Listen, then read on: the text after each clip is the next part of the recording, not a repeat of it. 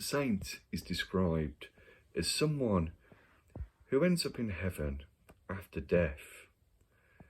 And this weekend, we'll be hoping that the villains make Villa Park a living hell for Southampton. This is Talk of the Trinity.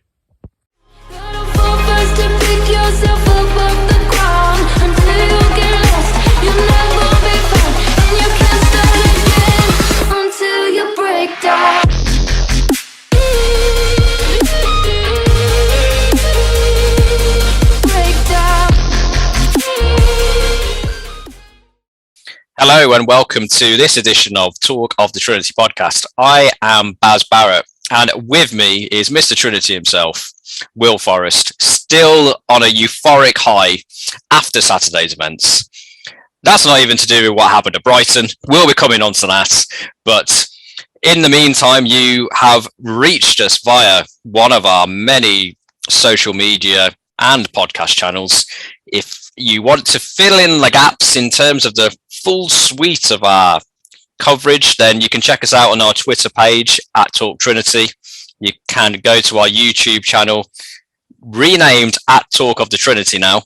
We have signed up this week to FanHub, the app, so you can go on there to get your latest Villa news straight to your mobile phone. Will is doing that right now. That is the expert acting skills you also get if you're watching the video. So if you're just listening on our audio platforms, Spotify, Apple, Google, Amazon, some other ones, then YouTube, you get to see our glorious visages and our acting Oscar worthy, some would say. I mean, those some are us, but you're used to us being biased, so we're biased about the Villa, we're biased about our skills.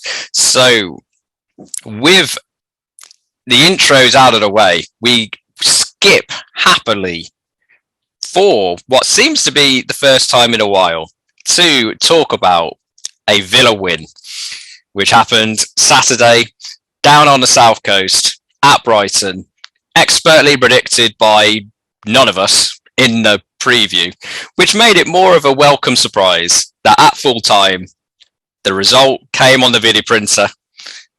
For the old-fashioned amongst us who know what the video printer is. But however you found out the score was Brighton 0, Villa 2. Return to winning ways. And apart from the general euphoria of happiness of finally winning the game, what was your reaction to the game, Will? How did you evaluate it's come? Well, I would say 4:45, but it wasn't 4:45. It was nearer 5:30 at the end after the unfortunate, the delay to the game. May have worked out better for us in terms of having that extra half hour. Who knows? But what were your reactions, Will? It was one, I think, of shock in many ways. Shock that we didn't concede a goal. Shock that we managed to hold on and win the game in the end. Obviously, having that alert come up on your phone to say Ollie Watkins has scored was a lovely surprise, especially given recent criticisms of Ollie Watkins. And I appreciate I haven't always shouted about him from the rooftop, but great finish, great control as well to start with. I think the biggest thing to come from it, though, was Steven Gerrard showed flexibility in his formation. We know that he did that at Rangers because he started with a 4-2-3-1 there, then went to a 4-3-3 before taking those wide wingers and inverting them to play similarly to how he started out with us.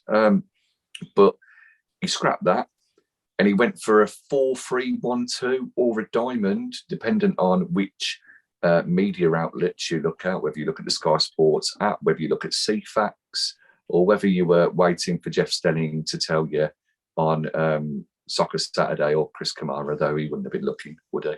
No, I'll pin my colours to the mast. It was 4-3-1-2. I think it was more of a 4-3-1-2 as well. But it seemed, from what I understand, and this is from talking to a few mates who went to the game, that Cash and Din were more defensive in their approach. They didn't push as high up the pitch, though. You wouldn't have guessed it from Din's classic Cash's And what a finish that was for a right back.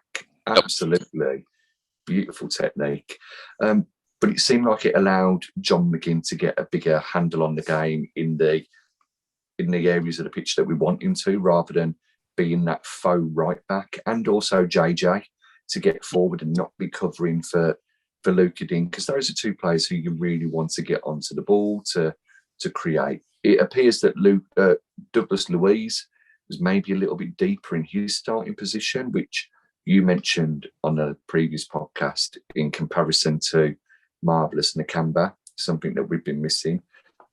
And then, as Gerard said, he wanted two number 9s up front, because your number 9s are the people who score you the goals. And if you've got two on the pitch instead of one, and they're both playing as number 9s, you've got a lot more chance of scoring. However, it did leave one shocking, and I don't use that word lightly, I mean it.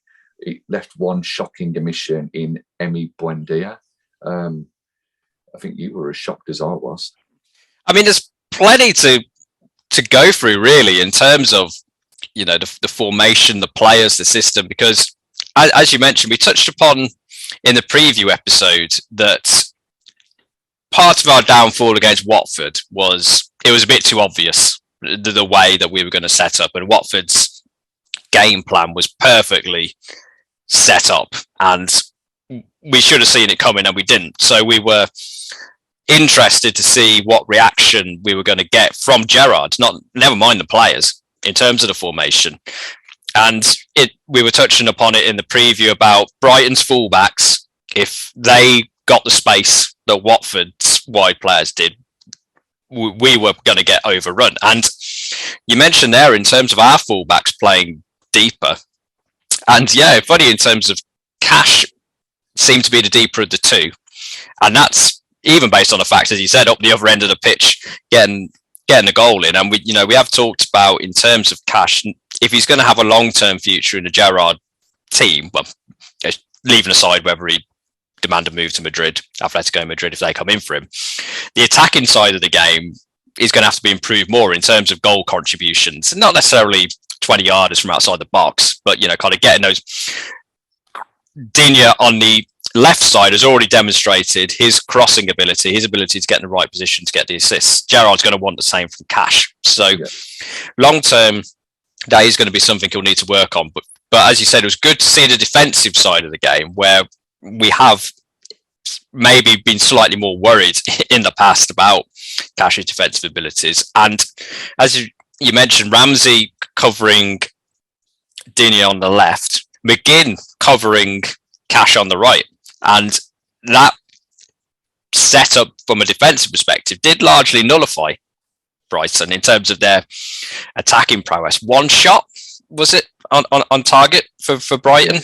And to quote friend of the show, Joe, who was on the podcast last week, Martinez could have thrown a hat on it to stop it. So we really cut down their attacking abilities. I mean, I do think there is a long-term issue with Brighton as regards lack of potency up front, but you can only beat what's in front of you, and we made the adaptations from the defensive perspective to nullify Brighton's main threats, and we did that really well. And you mentioned Watkins and Ings up front. It's a debate that's been going on all season in terms of, can you play them both together?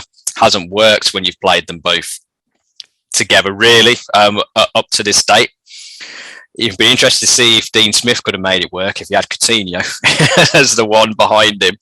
But yeah, Buendia, you mentioned, in terms of, if you're looking at it in pure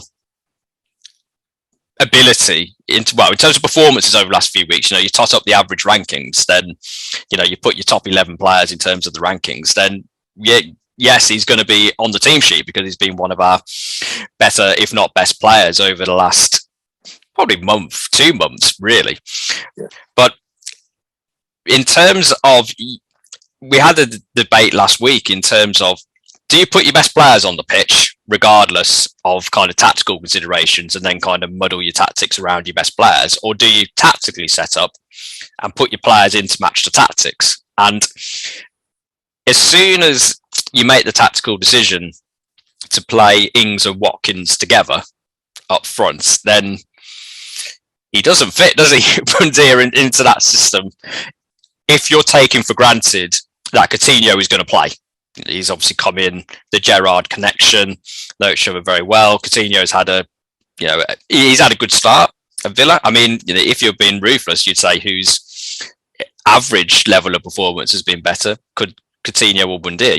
I'd say Buendia. If you're going in terms of that average, you're totting up the rankings, you'd say Buendia. But the difference between the two is that in terms of somebody who has that moment of magic inspiration, who can turn a game on on the proverbial sixpence, it's Coutinho.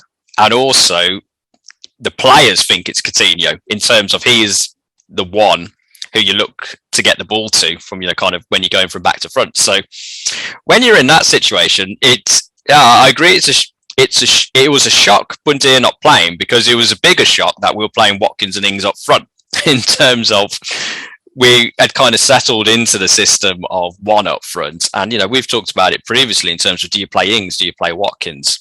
We said, if you're going to play one, you got to stick with one. And we were assuming that we weren't going to go two up front. But Gerrard, after the game, it was interesting to hear him say, I've got two strikers who are, kind of quality Premier League strikers. I want them both on the pitch, which is a very Dean Smith thing to say. And as I said, Gerrard's got slightly better players than Dean Smith in a couple of, Digne and Coutinho to have another go to try and make this system work. But yes, in terms of, I agree, Buendia not playing was a shock because the change of system was a shock in the attacking. But if you're going to play the system that we're playing, and we'll come on to the Southampton preview later, whether we stick or twist, you don't play. I don't think Gerrard's going to play Buendia because he's going to play Coutinho. And then you're looking in that midfield three you mentioned, who we played on Saturday, Ramsey, Louise, McGinn,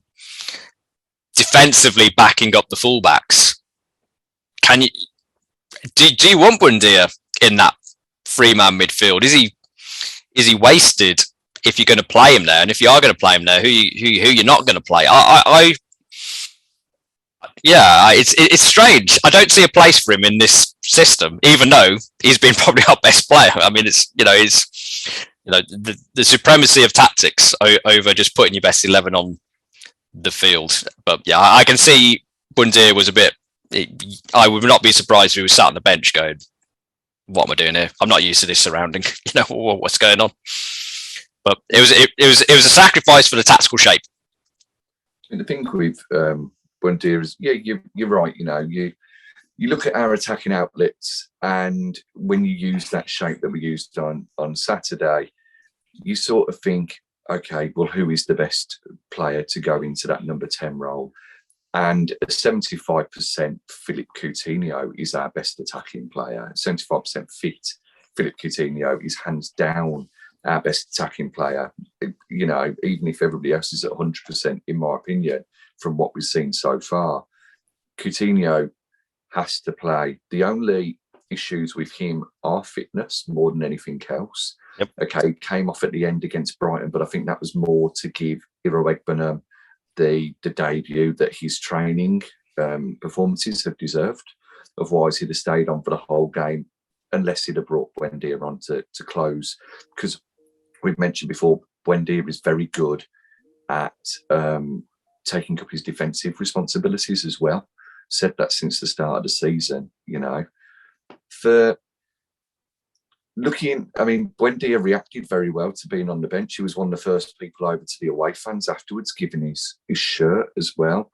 It's, as you say, Coutinho starting when you've only got one isn't a shock when you look at it in that light, really. And I think that there's been times where we're playing against teams who have five at the back or a back three, because, you had Veltman, you had Duncan, you had Cucurella as those three centre-backs with Solly March and Lamptey. So really a back five. And you think, why have you only got one up front against 3 or 5 defenders?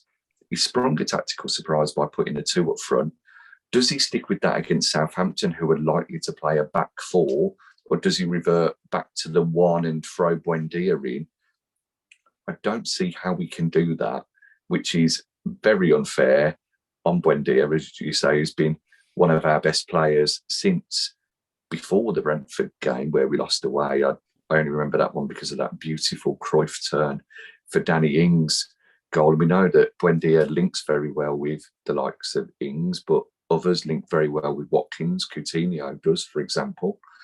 Yeah, it's going to be interesting coming this Saturday. However, I'm sure you don't mind me moving on to Ings and Watkins and how well they did with each other. I saw on Twitter there was talk that Ings didn't do enough. Well, Ings did a lot of stuff off the ball, as did Watkins. It's just that Watkins managed to score a goal, and it was a very well taken goal as well. He was under pressure from Veltman and from Dunk, put that ball beautifully with his weaker foot across the keeper. And for a player who's low on confidence, or seemed to be low on confidence, you wouldn't have been surprised if he'd have smashed it over the crossbar or straight into the hands of Sanchez. But it was a beautiful finish. His celebration showed just how much it meant to him. Ashley Priest of the Birmingham Mail said that he thumped his badge on his chest and said, "Believe in me, stay with me." And yeah, I mean, in terms of, there's been some of the more insert word here kind of comments on Twitter over the last few weeks, months, in terms of commitment of players or allegations of lack of commitment. I think on our podcast, we have tried to keep it in terms of comments on performance. I think in terms of commitment, we haven't really been jumping on that bandwagon because it's, I think they're kind of not very, I don't think they're true comments to begin with. That's why we're not jumping on it, but not very helpful in terms of, players sometimes go through a bad run of form. Doesn't mean they don't care. In terms of players who get linked to other clubs, doesn't mean they don't care. Most players, they're going to try the best that they can in the system that they're in, and sometimes it doesn't pay off. I mean, you get like that, occasionally where a player gives up, but that's the minority rather than the majority. So I'm glad that comments have been made in terms of, you mentioned the celebration, like Ings went, there's been comments previously about, Ings hasn't been celebrating with Watkins and they went over together. I mean, I'm glad it happened so people can look at it and say, oh, that happened. But, I think it was a bit of a slightly stupid overreaction kind of in the first place, from players going, oh, they don't care because of X, Y, Z. I mean, yeah, Ings has looked frustrated when he hasn't been getting the ball. Yeah, I think that's a fair comment. Going on in terms of, oh, they don't want to play for the club anymore. Yeah, that's a bit much. I'm glad, that Ashley Priest was able to get in his comments and his lip reading skills, obviously coming to the fore there. Well, I mean, you touch upon that celebration, and it was one of the first things I noticed. And it did genuinely seem, whereas people say that Ings and Watkins, there's obviously something there because they both want to be the number one. They don't want to be on the bench. Good. Why would you? You want two top-class strikers, and we've got two top-class strikers. We've banged that drum since the start of the season, saying we've got two of the best strikers in the league, bar maybe one or two other teams when you go for out-and-out strikers. It was great to see that Danny Ings seemed so happy that Watkins had scored. He genuinely seemed to be the happiest person there, So, no, it was all good. And it's just nice to see that we've won a game with both of them up front, really. And I think you're right, to say that players don't care and whatnot. We touched upon it before. You don't know what goes on in their personal lives. There's a lot of things that are going on in the world as well at the moment, and those can have effects on you. And unfortunately, it can affect you at work, and these players are targeted because they've got so many thousands of people, millions of people watching them a week. Whereas you or I in our day job, we wouldn't expect someone to come in and go, "Oh, you crap, you don't care anymore because you didn't put a full stop there. I can see by what you're wearing or your expression, It's a shame for them. One other thing about those two, there was something put on Twitter, and I don't know how true it is, but saying about how much Danny Ings is actually loving being at the Villa, despite not always starting. And that's what you want to see as well. You want your best players to be happy, to be competitive, to be trying to better themselves and the players around them. Because ultimately, as we've mentioned many, many times before, to be the best, you need the best and you need to push each other on. Yeah, and I think ultimately, earlier on in the season in particular, when we were having fans from other clubs in and we were asking the question, which Villa player would you want in your team or your squad? Most of them were saying Danny Ings. If you ask the question now, I still think a lot of fans would say Danny Ings. I mean, funny enough, in terms of we're going on to the Southampton preview shortly, in terms of if you ask Southampton fans who you'd want in your team, they'll be saying Danny Ings. So it's a testament, the cliches about some things can't be taught. I mean, you can be taught in terms of football. You're doing a lot of training in terms of that. But when he's on form and fit and firing, he's a natural goal scorer, Danny Ings. And so, yeah, if you can have a system where either he's playing and Watkins is playing, or alternative where they're both happy, if even one of them's playing, then that's not going to be a detriment to your club, I don't think. I mean, we've touched upon it in terms of the summer, if like a big club, not naming names, or a small club, naming names, Newcastle, come in for him with enough money, would the temptation be there? I mean, we'll wait and see. But yeah, I mean, if those soundings are true, that Ings is, still relatively content with life at Villa, then I think that's, you can't see it as a negative, I would say. So yeah, what does it say? One swallow doesn't make a summer. I mean, one beaten seagull doesn't necessarily make a season, but we'll be interesting to see in terms of, when we come on to Southampton, as we will do shortly, whether this is the start of something beautiful with them two up front. And, you've had your Danny Ings loving. I'm going to quickly have my loving. John McGinn, great performance on Saturday. Demonstrates that when he's on form, very good. As we've talked about, he has his off games, but I think in terms of somebody who can take the proverbial game by the scruff of the neck, there's probably, I don't think we've got anyone better. You just, ideally you want him to do it every week, but we can't, as you said, you can't have perfection all of the time. And I still think he's worth persevering with more often than not because of what he can do.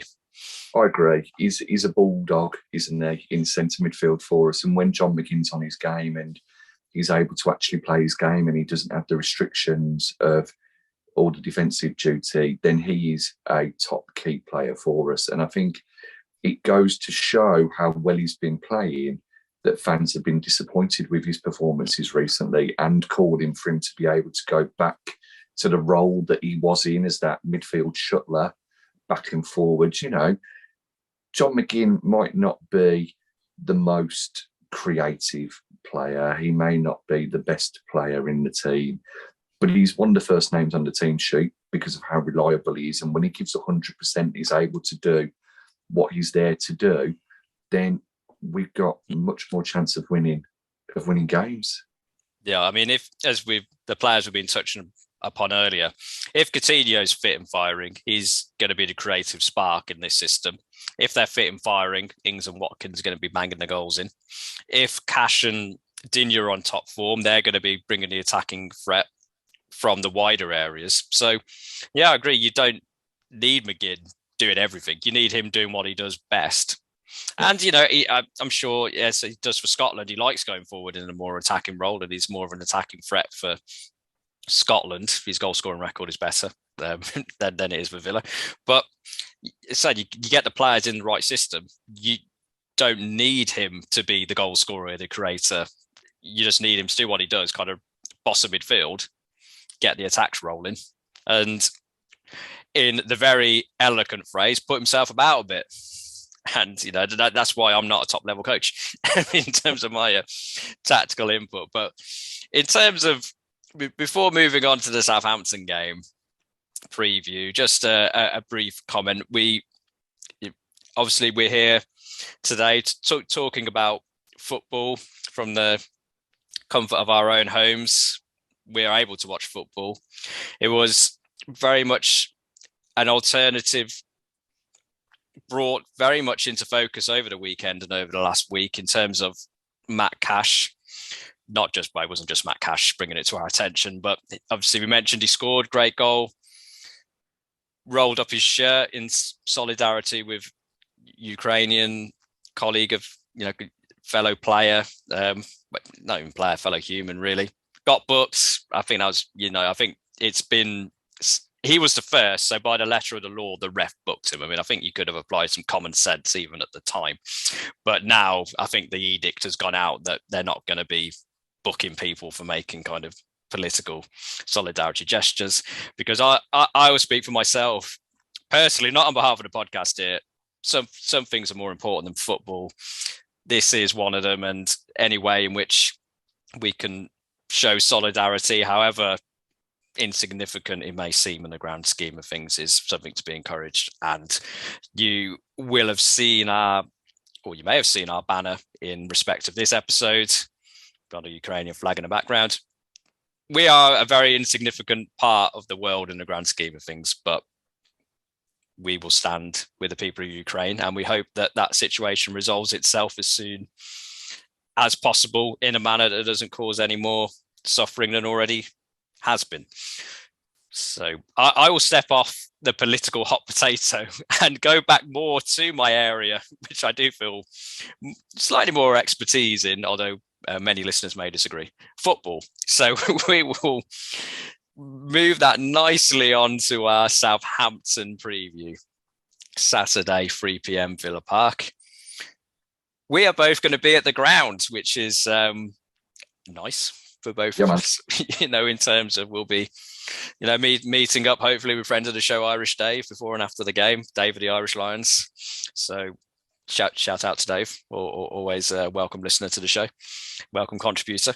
And that will be very welcome, but will the performance be welcome? Will we be welcoming Southampton with open arms to Villa Park, or will they be going back down to the South Coast with the tail between their legs? This is, to use boxing parlance, this is an interesting matchup in terms of styles, in terms of how their seasons have gone, in terms of expectation.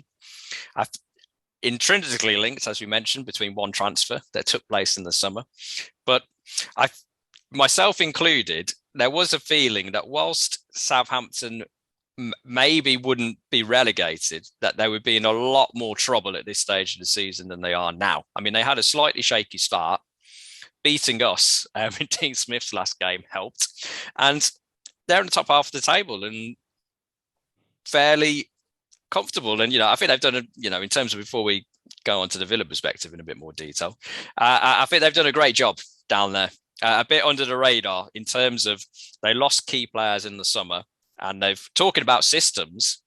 Their system, they've stuck with their 4-4-2, able to find players to come in to replace the ones that are left, and they're doing pretty well. So I don't think it's going to be an easy game. Not at all, and it's very easy, I think, to pinpoint Southampton's key man as James Ward-Prowse. James Ward-Prowse is a fantastic player, and it's even easier to say he's their key man because of his set pieces. Yep. We've seen some of the free kicks he's scored recently and some of the crosses he's put in recently, and they've been fantastic. And it makes you think, what if, after all those summer rumours? Yep. But he adds a lot more. He's a very dynamic captain. He drives the team on. He's versatile. We've seen him play right back against us previously in the 1-0 win away last season. He's played on the right midfield. He's formed a lovely central midfield partnership with Oriol Romeo, who has arguably been their best player and one of the most underrated central midfielders in the Premier League. And then, they've got a couple of great players. I've always liked Fraser Forster as a goalie. He's getting more of a chance recently. Livramento, who we were linked with in the summer, has gone to Southampton. They've justified giving him that chance at starting at such a young age, and he's been very good for them. Salisu as well, been playing very well at the heart of central defence after, I believe, a bit of a shaky start. The only real thing for them, and I appreciate they've got a couple of other good players. Elianusi has had some fantastic games this season. You do sometimes think that, as you said earlier, if they had Danny Ings still up front, would they be a little bit more comfortable than they are? And yes, they're 5 points clear of us at the moment, which in turn means they're 11 or 12 points clear of the relegation zone. However, that's only 4 games, and there's still a third of the season left to play. I don't for 1 minute think that there'll be any trouble. No. I think they'll be comfortable around mid-table. But yeah, they're definitely going to be a tough team for us to break down, and they are going to pose us problems. I mean, look at the game last season, 4-3 away. They were fantastic against us. Ward-Prowse's 2 free kicks. Danny Ings scored those 2 wonder goals. Fortunately, that hopefully won't happen against us this season unless he decides to score a couple of own goals to spite Stevie G. Rampage. But then again, we don't have Jack Grealish to spur us on like we did last year. But we do now have a little Brazilian that we didn't have before. We do. And just, I'm going to throw in a cheeky off-the-cuff question. You mentioned Ward-Prowse and that we were linked quite heavily in the summer with him. Does he get in our starting 11? Yes. James Ward-Prowse does get into our starting 11 somehow. How, I don't know. Because I think it would mean potentially the shuffling around the players. I don't think James Ward-Prowse is a defensive midfielder. I think he could play as a deep line playmaker, but are you utilising him to the best of his abilities? Is he better than John McGinn? That I don't want to fall out with you. We've been friends for a very, very long time. I think that James Ward-Prowse could offer more than John McGinn as a central midfielder because of his set pieces more than anything else as well. But I'd still have McGinn in that team. You imagine a team of McGinn, Ward-Prowse and Ramsey as your midfield three. And if you had one of them dropping back and holding just a little bit, you know, we'd... I don't think we'd be worrying about relegation fights or getting dragged into them. What about you? Would you have James Ward-Prowse in our team, or are you sticking with John McGinn and JJ? I would stick with McGinn and JJ. I mean, yeah, I'd agree Ward-Prowse offers more from a set piece perspective. And you could say arguably from a more attacking perspective, he offers more. In terms of those two elements. But I think it's in terms of the system. I mean, if you're taking this system that we've played against Brighton as one that we're going forward with, which, our first question in a minute will be, are we playing against Southampton? He's a player who I would definitely have him in the squad. In terms of, can you imagine if your 2 rotation was McGinn and Ward-Prowse? That's pretty solid, in terms of having those options. But I agree. I wouldn't have him playing defensive mid if you're looking at a 3 and having him kind of as the deepest of that 3. I don't think that's suited to him, and it's not really, as we've discovered, really suited to too many other people in our squad apart from the Cambo, which is why I think that, we've touched upon previously, that is one of our first items of business in the summer that we should be looking to address. JJ, I think in terms of, I'm sure if you put it in terms of maybe Football Manager stats, who comes out higher, maybe Ward-Prowse, but I think in terms of just a natural bias, the progression of Ramsey, you want to see that continue. And looking maybe in the long-term future of the club, you're hoping Ramsey's around for a very long time and part of that. So, and he's only going to get better the more he plays. And if you put in Ward-Prowse in there, he's not going to play. So, yeah. From that perspective, I definitely, if he was in the transfer window, as it were, in the summer, quite literally, then if the price was right, I'd have him for a squad option. But in terms of, because if you got a bench where you got Buendia and Ward-Prowse on it, then you're assembling a pretty solid bench. But I don't think we would open with that in the sales pitch to him going, do you want to come and sit on our bench for a while? I think he's going to be having the same answer as he did last summer, where presumably he would have been in the starting 11 under Dean Smith, because then you're assuming we wouldn't have had Coutinho, so then there would have been a place open in a different system. But speaking of systems, we've touched upon it. Now we'll come to the crunch time in terms of our views. Do we stick with the same system against Southampton that we played against Brighton? I mean, thinking that Southampton are likely to go with that 4-4-2, then you do need somebody in between the lines. You need somebody. You don't necessarily need two people in between the lines. Do I feel it's unfair on Buendia to be dropped? Well, yeah, he has been playing very well recently, as we mentioned at the start of the podcast. However, this is the type of game where players, touch wood, can go back to haunt their old teams. And you would hope that Danny Ings would have very much a point to prove against Southampton. And when you've got Ollie Watkins confident and feeling at his best, you can't afford to drop him either. So, yeah, I would go for that 4-3-1-2. And, maybe your central midfield players don't play as wide as they have been in the 4-3-2-1. They play a little bit narrower to get in between the gaps between the outside midfielders and the central midfielders.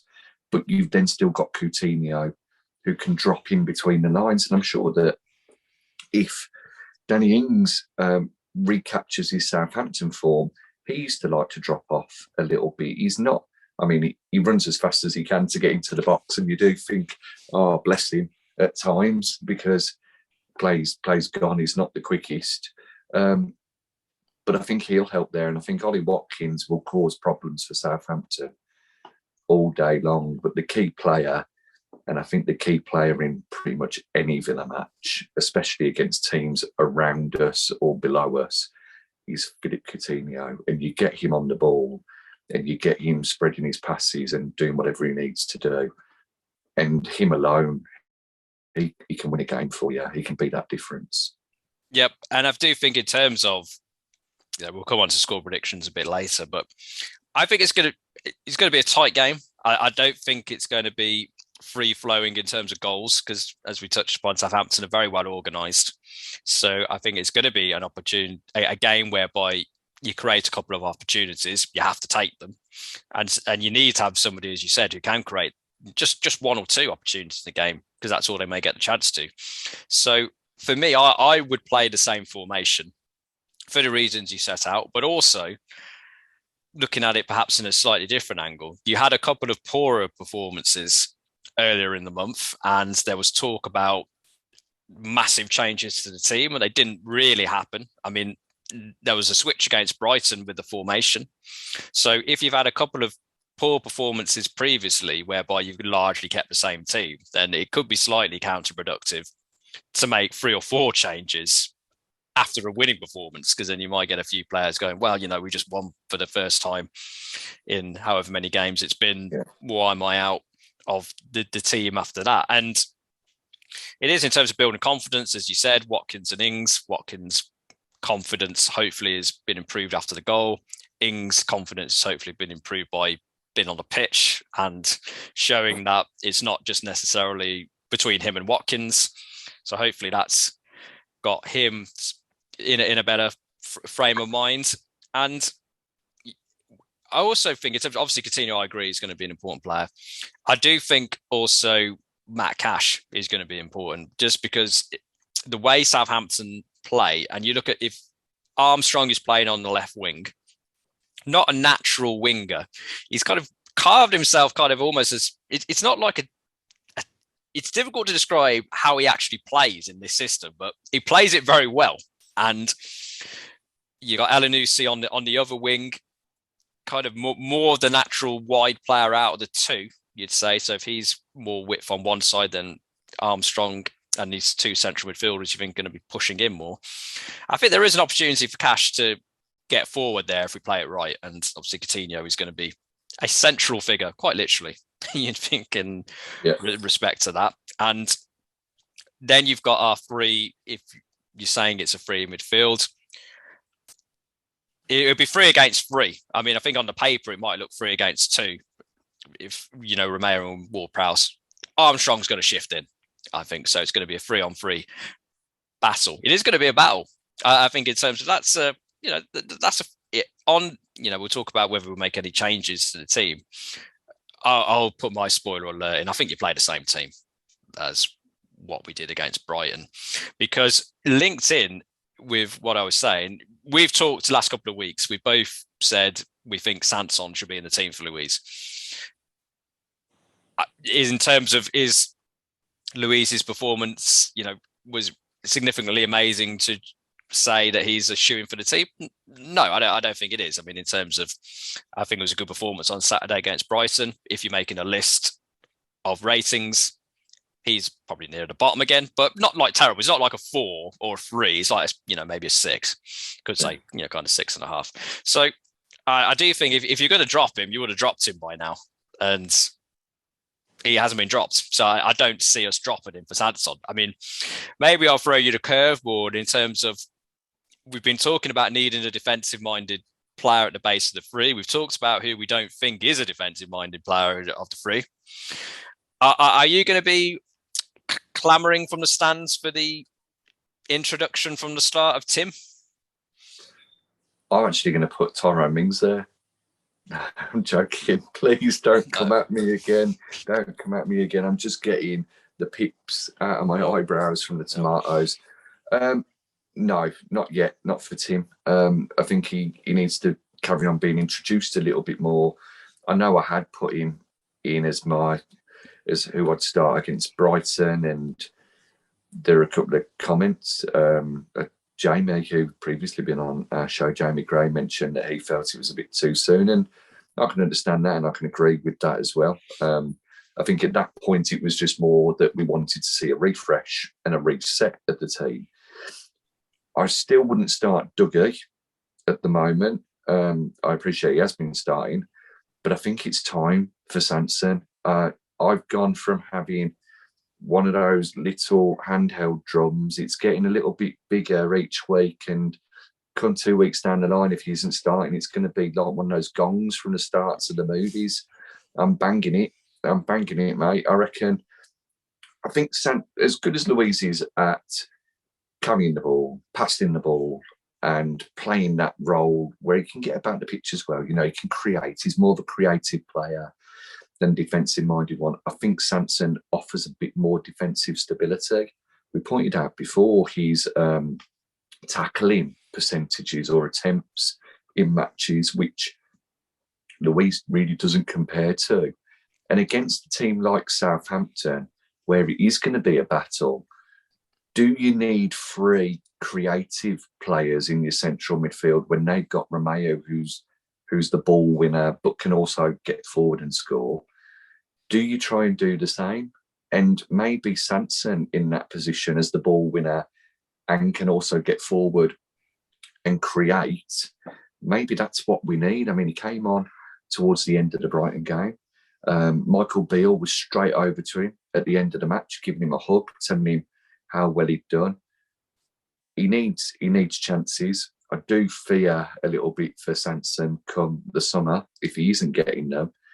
And you've also got to think, though, that if players aren't hitting 7 out of 10, 8 out of 10 consistently every week, then the way that we want to play and where we want to be, those players need to be reminded that there are others who are waiting in the shadows, ready to swoop in and take their place. And I think it's got to the point now where Douglas Luiz needs to be reminded of that. And you get Morgan Sanson in. You can then allow John McGinn to do his thing, JJ to do his thing. You just say to Sanson, you're in the team now. I need you to do this job for me. I know you've done it before. I know you can do it well. Go and show me that you deserve to be in ahead of Douglas Luiz. Yeah, I can certainly get on board with that logic. Makes sense, in terms of, I think we've been calling for it for a little while. It's a big call if it happens, after a winning performance. Do you make that change? in terms of the matchup on Saturday, I think McGinn's going to be volunteering to take on Romeo. You'd think, and that you think they're going to be following each other all over the pitch. Yeah, I mean, those are the decision that Gerrard's got to make, really. In terms of, are you looking in terms of basing it purely on performance? In which sense you would probably say Luiz hasn't done enough to be outraged if he was removed from the team for Sanson. Are you looking at it in terms of confidence for Luiz, trying to build him a bit further up, after, I'm sure he's probably not listening to our podcast. He should do. But, in terms of people maybe saying, he does deserve a place in the team, is he trying to throw his arm around him? I think you've also got the wider concerns, as you touched upon. If you get to the summer and Sanson hasn't been playing and he's angling for a move out, if it's a situation next season where Luiz is going to be signing a new contract and going to be playing, then it may, if that's your decision as a club, it makes sense to give Luiz a bit more of a run. The nightmare scenario for Villa is you don't play Sanson. He gets up, wants to play first team football and goes for a move in the summer. Luiz then decides he doesn't want to stay, sign a new contract, and then you end up losing both. So those are the off the field kind of considerations that go into it as well. But I'd say in terms of the starting 11, that would be the only position up for debate in my view ahead of Saturday. I think the rest of the team picks itself in terms of following on from Saturday's win against Brighton. It's interesting you touch upon Armstrong potentially moving into the central midfield to make it more of a 3v3, because as you say, he's not a conventional winger and he's not an inverted Jack Grealish type of winger either. He will get in, he will battle, he will try and get on the ball. If you've got Sanson or Luiz, whoever starts there as that holding player, you get them to drop a little bit deeper so that you're naturally inviting Armstrong onto them a little bit more, so that whenever they get the ball, he's there. We've seen over the last few games and few months, really, that we like that quick passing style, 1 to 2 touch football, triangles. You do that, you've already pulled one Southampton player out. You've then got Ward-Prowse and Romeo are thinking, we're going to have to sit a little bit deeper here because of John McGinn and JJ. That leaves one other person who we keep on banging on about, and we're obviously very happy he's at the Villa, to really get into those spaces and create problems. And that's Philippe Coutinho. And I think the thing there is, whilst, yes, it frees up the left back for Southampton to push on, who's likely to potentially be a Walker Peters or, and we mentioned how great he played against us previously. He's had a very good season. Yep. He's arguably the best player in the Premier League with the name Kyle Walker in their name this season on form. Certainly in the top 2. Yeah, it allows him to push on, which puts more pressure on Cash, but Cash can get forward. However, it does create those spaces elsewhere for Coutinho to get into. And if Coutinho then can move out left, maybe we can double up down that side with Coutinho and Cash, or even an Ings or a Watkins running in.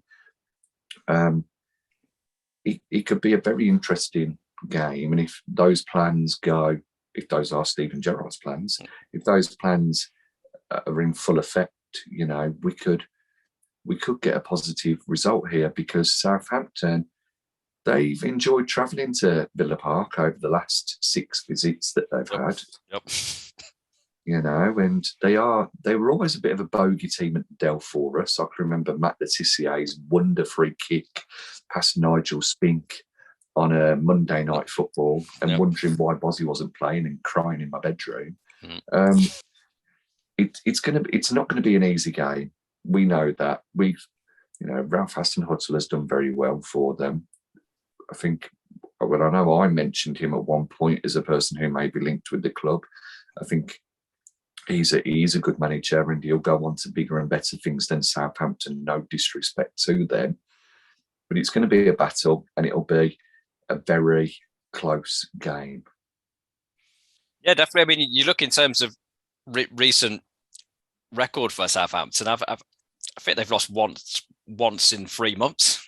In terms of, so they've really sorted themselves out. In terms of getting that system going, as Will mentioned. So certainly going to be an interesting tactical battle to watch unfold, and edging towards the ledge of prediction time. Best laid plans and all that. How do you see the game finishing? Well, I've got a bit of a question for you as well. Yep. Maybe before I give you my prediction. Yep. Teasing the fans, I like it. Yeah, and I put this onto Twitter as well, as you know. If we are undefeated on Saturday, if we don't lose, is that a good result against Southampton in the current climate, of football and how things are working out in the Premier League for all of the teams, that is? Or is it a bad result? Is it a case of one win in 4 or 5 matches for the Villa, or is it 2 matches undefeated? Do you think that a draw, say we got one, is a bad result on Saturday? No, I don't think it's a bad result.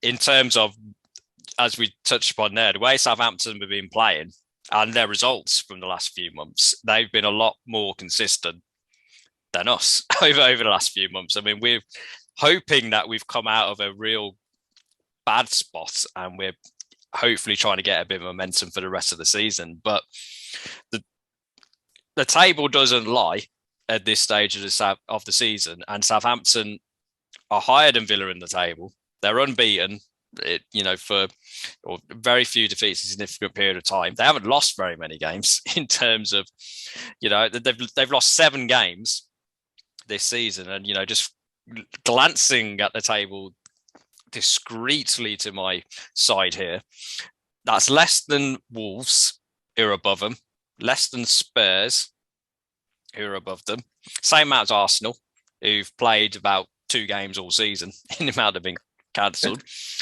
less than West Ham, who are 5th. So you kind of got that range of teams in and around them. I mean, they've drawn more than all those other teams. So drawn 11, which is why they're perhaps, you're mentioning earlier, if they had a Danny Ings turning some of those draws into wins, they might be in a European battle or more closely involved in that. So I don't think you can say it's a bad result if we got a draw.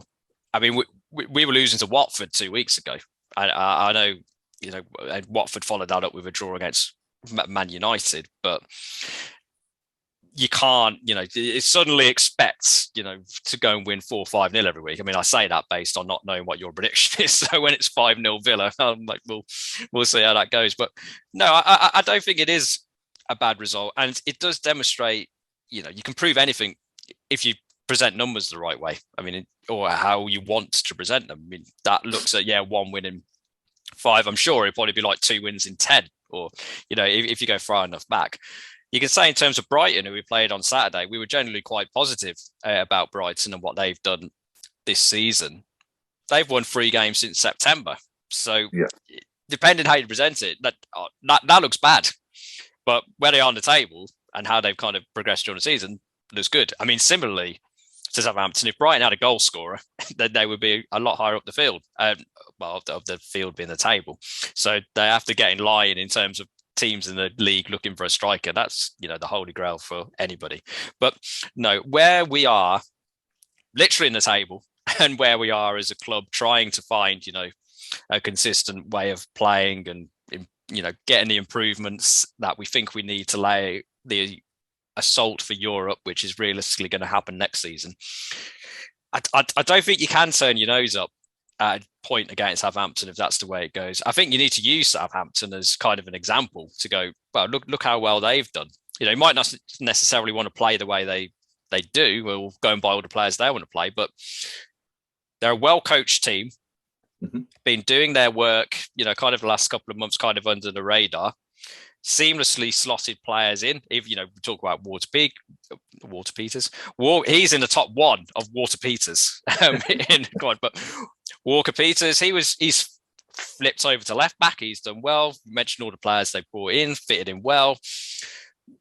that's kind of what in that global sense what you want Villa to be doing, getting players in, improving players, gradually working your way up the table. So I think, without wishing to spoil my prediction alert, I don't think a draw is a bad result. And I think for Villa, you got to look in terms of what we've been talking about earlier on the podcast, the aims for the rest of the season, getting Ings and Watkins firing, getting, the fullbacks kind of to where you want them in terms of attacking and defensive contribution, getting that midfield set in terms of who's going to be playing, the defensive role that's going to be important, whatever formation we play under Gerrard, blooding a few of the youngsters. So for Villa, the rest of the season, that's going to be more of the objective than are we going to qualify for Europe, because it's gone. So no, I don't think a draw is a bad result. Yeah, I agree, and I'll give you my prediction then. They've been quite high-scoring games at Villa Park over recent years. I can remember Ashley Westwood scoring a couple in front of the Holts. The season we went down and we lost 3-2. Obviously, last season was a high-scoring game with the 4-3. Those could be the only two high-scoring games for all I can remember, but I remember two, but they're both high-scoring. Yep. I'm going to go for another one, and I'm going to go for 3-3 is what I think. I think we're going to have a big 3-3 draw because we are still a little bit shaky at the back, but we do have that attacking threat to go and cause problems for them. Southampton let goals in also. I feel that we've jinxed ourselves with James Ward-Prowse. I feel he's going to have a very good game and he's going to end up scoring. And you're either going to get one of those strikers who haven't been the best this season in Adam Armstrong or Shay Adams bagging the goal if they're available. They've also got Brozier, who's been doing okay for them. Yep. But I think that we've got enough in the tank to finally click and get a few goals, especially if we're playing the same sort of manner and style as we did against Brighton. For me, I was reflecting with a smile on my face on your comment of one beaten seagull doesn't make a season, which probably tops any other comment that has been made on our podcast this season. Maybe we'll do a poll. We know how much you like them. Yep, I'll retire if that wins.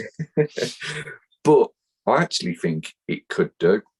I think it could be a result that makes the season. And I don't think it will necessarily be, 4th of July fireworks straight away. It might be the odd little whistler here and there. But if we can get 5 or 6 games down the road and we've only lost one within that 5 or 6, then that's a nice little build-up of form. And you carry that on thinking that there's 11 games left for us this season. We've got Burnley to play twice. We haven't got many of the top teams left to play.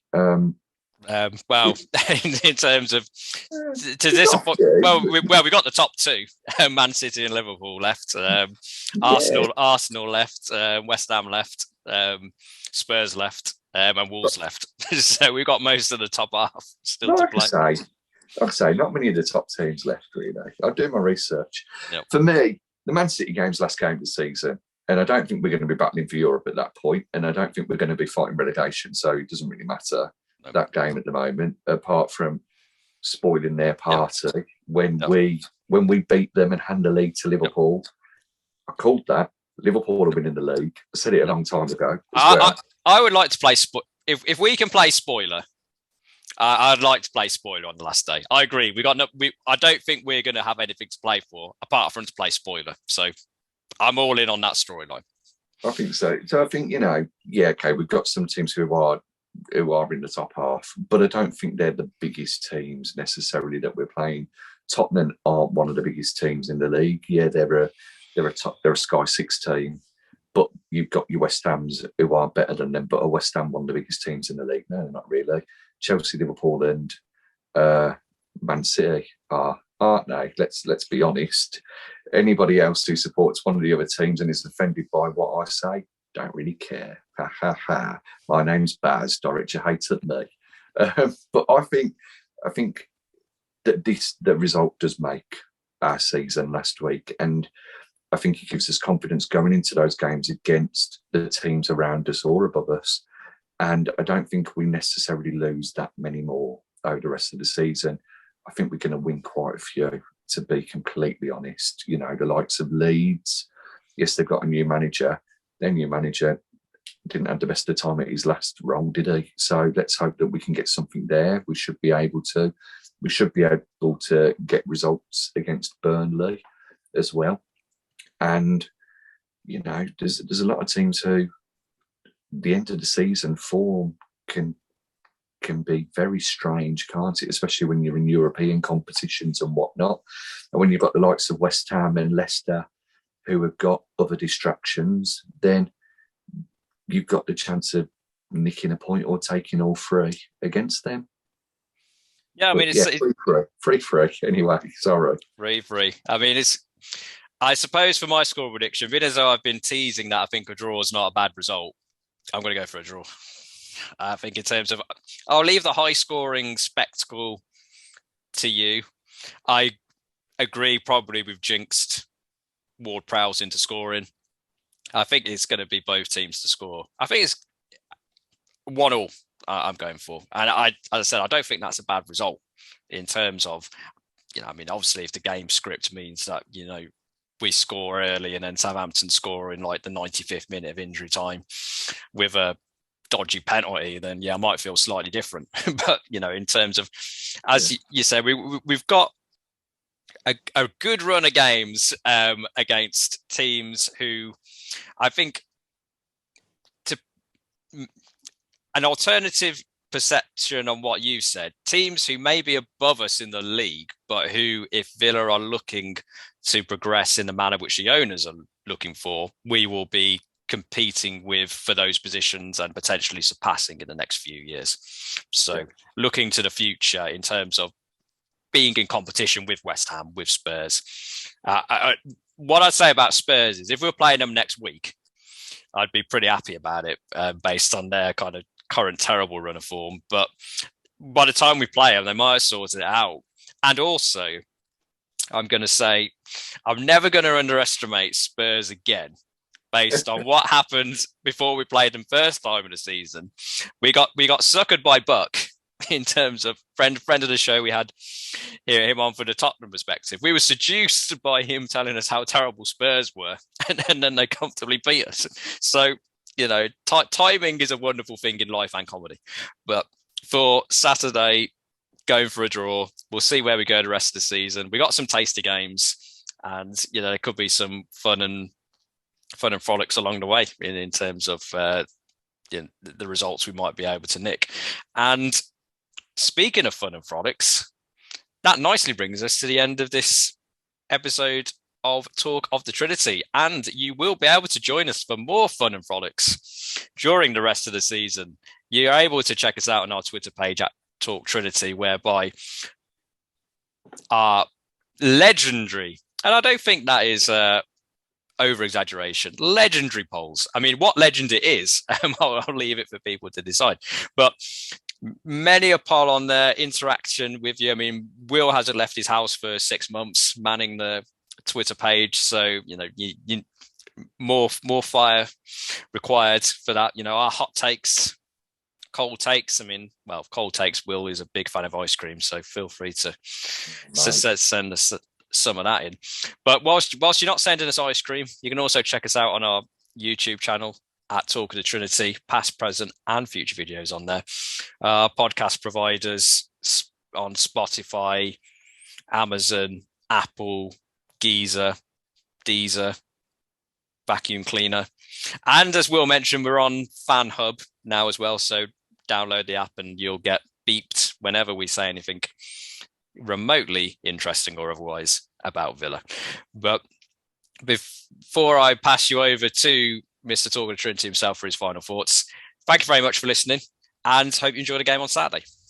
Yeah, once again, thank you to everybody who is conversing with us on YouTube, on Twitter, taking part in those pointless polls, liking, retweeting, listening more than anything, and giving us the time of your day to listen to our thoughts and opinions, whether you agree with them or not. Football is a wonderful sport, and it allows everybody to have opinions. We'll be down there on Saturday, as mentioned. I'll be 2 rows from the front of the Trinity, right by the tunnel. So watch out for me on Match of the Day with a hat that looks like a great condom on my head, most likely, and also my Parker and my lad with me as well. I'm sure you'll see me, Baz, Jake, and Dave Martinez, Dance Dave, in the Holt pub before the game. If you do, come along. We'll send out a tweet on your behalf. We'll have a picture with you. I'll happily sign autographs or leave you a voice note with a positive message, or you can have a negative Baz one. Or if you give us a $5, Dave will dance. Okay. Yeah, I get the impression Dave is going to be a very rich man come 3 o'clock on Saturday. Dave's going to be messaging me going, mate, what on earth is all this Twitter activity I'm getting, asking for a dance? And I'm going to be like 50% commission, mate. Thank you very much. Beers on you. But until Dave buys the beers, cheers, Tar. Thank you very much. Stick with the Villa. Thoughts and prayers to everybody in the world who are going through horrible times at the moment. You're in our thoughts. Up the Villa.